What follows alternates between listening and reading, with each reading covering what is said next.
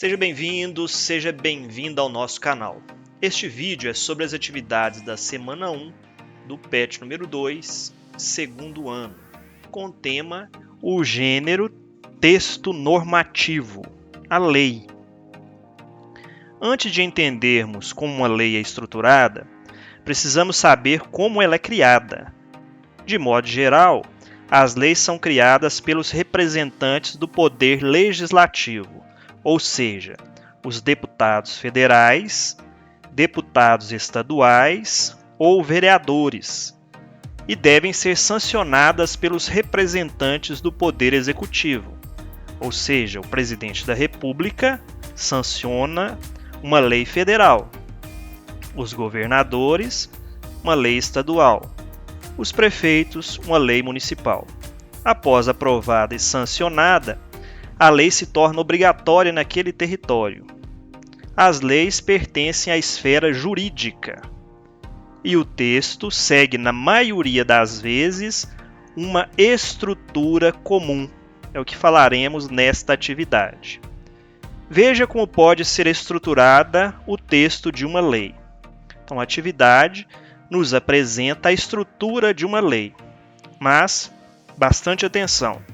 Aqui faltou uma parte, que é o número da lei. Sempre no início de uma lei, vem o seu número e a data.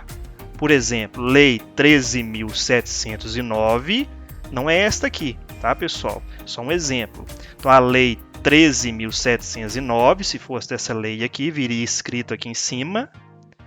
Lei 13.709, de 14 de agosto de 2008. Que é uma lei que trata sobre a proteção de dados. Então, sempre no início da lei vem o seu número e a data.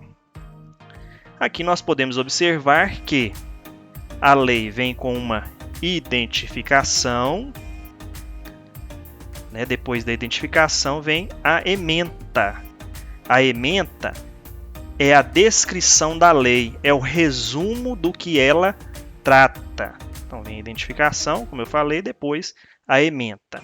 Após essa parte inicial, o conteúdo da lei, ou seja, aquilo que o texto está regulamentado, o conteúdo ou corpo da lei pode ser organizado da seguinte forma. Isso quando as leis são mais extensas. Então, elas são divididas em título, capítulo e seção. Então, título 3, por exemplo. Então, o título é um agrupamento temático mais amplo.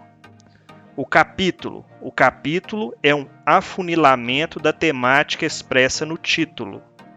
E a seção é a parte mais específica contida dentro daquela temática. E ainda pode ocorrer a subseção. Nessa seção aqui, dividida em mais partes, que é chamada de subseção. Então, estas são as partes de uma lei, como a lei é estruturada. Além dessas, uma lei ainda pode apresentar mais divisões, que vão organizar a leitura e a compreensão de quem estiver lendo ou procurando alguma informação. Então, a lei pode aparecer os artigos, que vem com abreviatura, né? Essa abreviatura. E uma questão interessante é a leitura. Como fazemos a leitura destes números que aparecem aqui nos artigos? Então, veja que os artigos são numerados de forma sequencial, em algarismos arábicos, né? Que são esses algarismos aqui. Entre o primeiro e o nono, então do 1 até o 9, nós fazemos a leitura em ordinal. Por exemplo, artigo 1º, artigo 2º, artigo 3º, artigo 4º, artigo 5º, artigo 6º, artigo 7º, artigo 8º, artigo 9º. Daí para frente, nós fazemos a leitura em cardinal. Então, artigo 9º, artigo 10. Veja a diferença. Até o 9 nós lemos em ordinal, a leitura. Nós lemos em ordinal. Do 10 em diante, nós lemos em cardinal. Então, o artigo aqui seria artigo 10. Os parágrafos, né, quando o texto é pequeno, a lei é pequena, às vezes só tem um parágrafo, então é chamado parágrafo único. Também é escrito parágrafo único quando a lei só tem um parágrafo. E ela pode ter mais de um parágrafo. E não vem escrita a palavra parágrafo, vem este símbolo aqui, que significa parágrafo. Parágrafo primeiro, parágrafo segundo. O artigo pode ter apenas um parágrafo, que eu acabei de dizer, denominado parágrafo único. Se existirem múltiplos parágrafos, eles serão designados pelo símbolo, acabei de dizer, seguido da respectiva numeração. A outra parte da lei, chamada de incisos, que vem o numeral aqui em romanos. Então, a soberania, né, um exemplo. Inciso segundo, a cidadania. Então, é lido dessa maneira, inciso primeiro, inciso segundo. Os incisos estão simbolizados por algarismos romanos. Além dos incisos, há também as alíneas. As alíneas estão simbolizadas por letras minúsculas. Vejam aqui, ó, letras minúsculas. E são subdivisões dos incisos. Então, os incisos vão ser divididos aqui em alíneas. Então, aqui nós temos, por exemplo, inciso primeiro, alínea A. Inciso primeiro, alínea B. Então, são as subdivisões. Além dessas subdivisões, há também o chamado caput, que também não aparece aqui na estrutura, que é a parte principal do artigo. E há a assinatura. Então, aqui vem a assinatura, né, de um deputado da Assembleia Constituinte, né, já falecido, Ulisses Guimarães.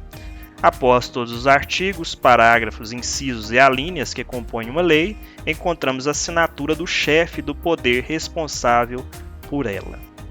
Então, essa é a estrutura de um texto normativo, né, de uma lei. Aqui eu sugiro, né, que antes de fazer as atividades, você assista ao vídeo sobre o gênero texto normativo, que está aqui no blog, e leia os materiais disponibilizados. Só depois faça as atividades. Aí vem a atividade número 1. Agora que você já sabe a estrutura utilizada pela maioria das leis existentes em nossa sociedade, iremos fazer algumas atividades que o ajudarão a ler e compreender melhor essa espécie de texto. Então, aqui na primeira atividade vem um trecho da Constituição Brasileira e pede para você responder. Então, aqui nós temos o artigo 3º, inciso 1º, 2º, 3º e 4º. No Brasil, quando vemos pessoas vivendo na extrema pobreza e o aumento da desigualdade social, podemos afirmar que qual inciso dos apresentados anteriormente está sendo ferido? Justifique sua resposta utilizando a Constituição. Então, aqui eu coloquei como sugestão: fere o inciso 3º do artigo 3º da Constituição Federal, pois se ele constitui um dos objetivos da República Federativa do Brasil, esse objetivo não está sendo atingido. No Brasil, ainda há muita pobreza e desigualdades sociais e regionais. Número 2.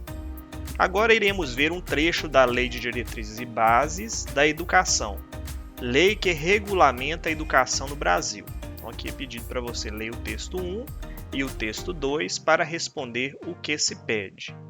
E a pergunta é o seguinte: levando em consideração a situação hipotética apresentada no texto 1 e tendo como base o trecho da Lei de Diretrizes e Bases da Educação presente no texto 2, escreva um parágrafo dizendo qual direito de Maria foi ferido. Justifique a sua resposta utilizando a Constituição. Então, aqui é uma resposta pessoal, que você deverá basear-se na situação hipotética e na Constituição Federal para poder responder. Como sugestão, eu coloquei aqui que o inciso 1º não é respeitado. De acordo com a Constituição Federal, a educação é dever da família e do Estado. Cada qual deve fazer a sua parte. Se não há como Maria chegar à escola, é porque não possui condições para isso. Então, o Estado precisa fazer a sua parte em oferecer condições para que ela vá à escola. Eu fico por aqui, bons estudos a todos e até o próximo vídeo. Tchau!